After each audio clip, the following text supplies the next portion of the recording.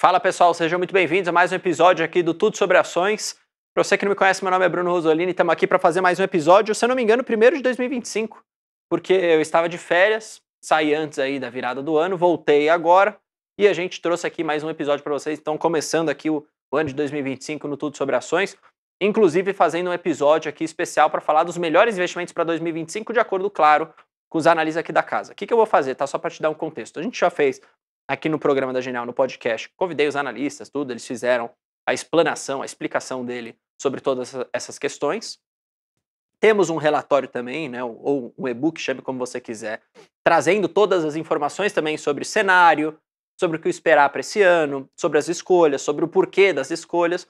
E aí, o que eu quero fazer nesse vídeo? Só te resumir as principais escolhas para uma carteira de ação, tá? Falar também aqui das escolhas internacionais que nós temos para a carteira, e de como que os analistas iriam criar um portfólio para esse ano, ou seja, quanto colocaria em renda variável, quanto colocaria em renda fixa, assim por diante. Então é bem resumido mesmo. Estou focando aqui em ações, né, Brasil e exterior, por conta, inclusive, do nome, né, tudo sobre ações, não faz sentido eu falar de outras coisas aqui. E deixo o convite para você participar aqui, lendo o nosso e-book, lendo o nosso relatório, entendendo um pouco da visão da casa aqui para esse ano. Beleza aqui? Vamos ser sinceros, resumindo também, é um ano com bastante desafios nesse sentido, acho que assim como foi 2024, o Brasil continua 2025 com anos de desafios. Temos agora nos Estados Unidos, né, uma nova realidade agora com um novo presidente. Então, o Trump acabou assumindo lá no dia 20, né, tomando posse. E agora vamos ver, né, os desenrolares do que vai acontecer nos Estados Unidos e como que isso pode afetar também o mundo, seja de forma positiva ou negativa. Aqui sem fazer nenhum tipo de juízo de valor. Depois só a gente vai olhar para o mercado para tentar encontrar sempre as boas oportunidades. Acho que mais um spoiler aqui antes de eu mostrar a carteira aqui para vocês. Acho que uma coisa interessante, tá? Eu sempre falei, quem me acompanha aqui no Tudo Sobre Ações sabe, quem me acompanha nas minhas próprias redes sociais sabe, inclusive me siga lá. Sempre falei para vocês que não precisa inventar moda no Brasil. Que você deve investir naquelas empresas que são boas geradoras de caixa, que são lucrativas, têm anos de história, que conseguem passar por crises. Invariavelmente, o que está acontecendo agora? O mercado todo está olhando e está falando, bom, realmente, aparentemente é isso que funciona no Brasil. Então você vai ver nas carteiras, inclusive é o que eu vou mostrar agora, que você não tem aquelas empresas muito duvidosas. Você tem empresas óbvias, tá? Então, de novo, mais uma vez provado que a estratégia com foco em dividendos aqui, em busca desse tipo de empresa, funciona muito no Brasil e é isso que você deveria sempre fazer. Beleza? Minha opinião, claro. Aqui eu não sei se vai dar para vocês lerem, talvez não dê para vocês lerem, enfim, de forma muito certa, né? Mas eu vou falar, vou narrar para vocês, só coloquei aqui, na verdade, talvez mais para simplesmente ter uma visualização, mas realmente ficou um pouco pequeno. E aí o que eu recomendo que você, é claro, baixe o e-book. Mas eu vou ler para vocês, então não vai mudar nada. Então como que essa carteira ela está dividida, tá, gente, para o ano de 2025, de acordo, claro, com os cenários traçados e os desafios que a gente vai ver nesse ano. É uma carteira majoritariamente aqui em empresas que conseguem proteger o investidor de uma possível maior inflação, que conseguem proteger o investidor também dessa desvalorização cambial, ou seja, com exposição a empresas com receitas dolarizadas, e que conseguem expor o investidor também a fluxos mais previsíveis de dividendos e proventos. Tá? Então, olha só que interessante. 26% da carteira está em elétricas e também em saneamento. Então, das elétricas e saneamento, que é essa parcela da carteira, a gente tem Eletrobras, a gente tem Sanepar e tem Sabesp.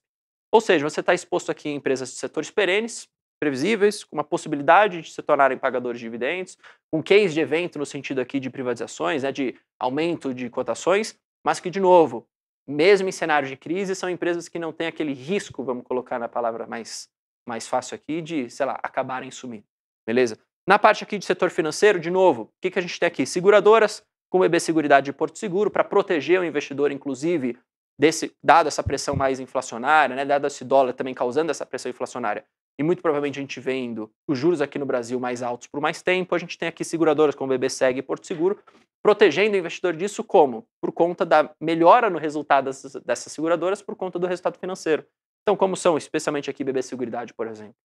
Todo esse dinheiro ele fica praticamente a produtos Selic, tá? Se a Selic subindo, você tem um resultado financeiro melhor. Fora o operacional das companhias que continuam muito bem, com boas perspectivas. Ou seja, mesmo em cenário de dificuldade, trazendo bom resultado e ajudando os investidores, tá?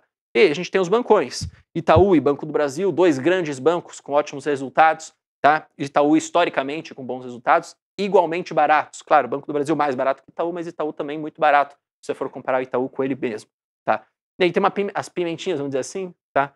Aqui um Banco Inter, por exemplo, inclusive, aí sim uma BDR aqui do Banco Inter, então também tem ali uma oscilação referente também à questão do câmbio, mas enfim, também é uma tese interessante num setor perene, tá? Aqui para um cenário, de novo, que pode encontrar dificuldades. Parte de commodities aqui, aí sim, nós temos as empresas ligadas aqui a receitas dolarizadas. Vamos falar, a verdade é essa, tá? Então a gente tem tanto empresas ligadas aqui a petróleo, tá? Temos empresas ligadas aqui ao agro, tá? Então acho que isso é interessante de colocar para vocês, a papel e celulose, tá? E aí, quando a gente olha para isso, olha só que interessante. Você acaba tendo empresas que têm perspectivas boas de resultado e que essas empresas, em suma, vamos colocar assim, têm receitas dolarizadas. Então, tudo ou mais constante, se a gente continuar a ver uma perspectiva altista para o dólar, essas empresas, tudo ou mais constante, devem trazer receitas melhores. E, portanto, resultados melhores, protegendo o investidor que está investindo nisso dessa desvalorização cambial. Acho que isso aqui é interessante de colocar.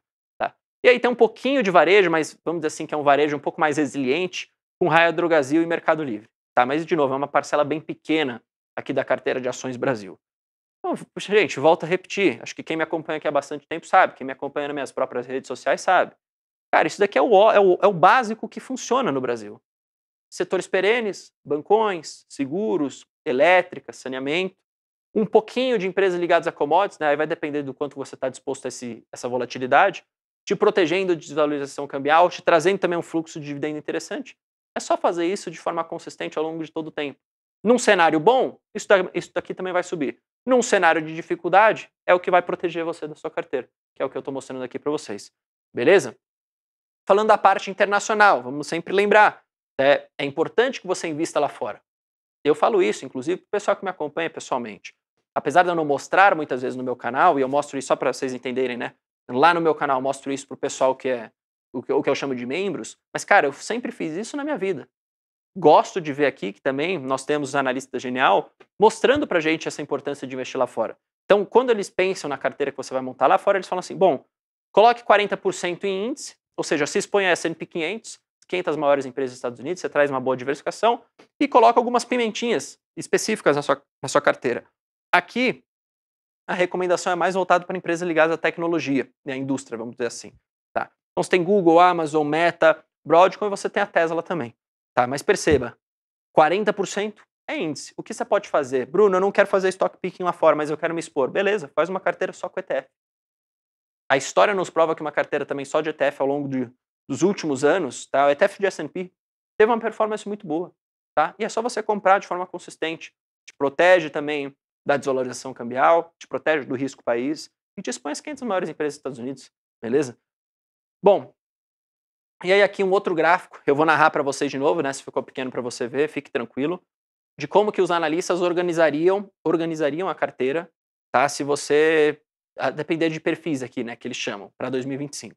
Então, por exemplo, um cara que é mais conservador mesmo, não quer tanto risco, não quer tanta volatilidade, eles recomendam 70% da carteira em renda fixa, beleza? Ou seja, trazendo mais previsibilidade, menos volatilidade, tá? Aí você tem um pouquinho em fundos imobiliários, você tem um pouco aqui em ações internacionais e você tem um pouquinho em ações nacionais, beleza? Mas majoritariamente aqui a carteira só de renda fixa.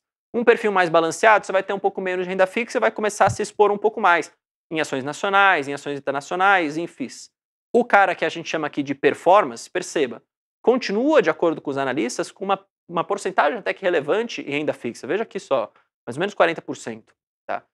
Agora, o que muda? O resto é que você vai aumentando um pouco essa exposição à renda variável, seja fundo imobiliário, ações nacionais ou internacionais. Se você fosse perguntar para mim, Bruno, como é que você está seguindo para o ano de 2025?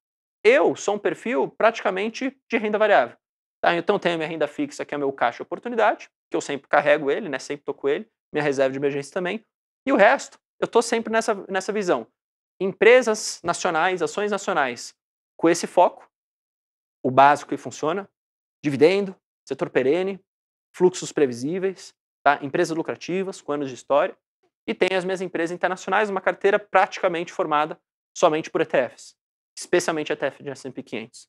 Beleza? Deixa aqui nos comentários como que você se comportaria nessa situação, nesse ano, o que você acha que você faria. Se você gostou desse tipo de vídeo, lembrando, é um resumo de todo o relatório e-book aí que os analistas fizeram. Baixe, leia, enfim, tem as informações completas. Beleza? Tamo junto, um abraço, valeu.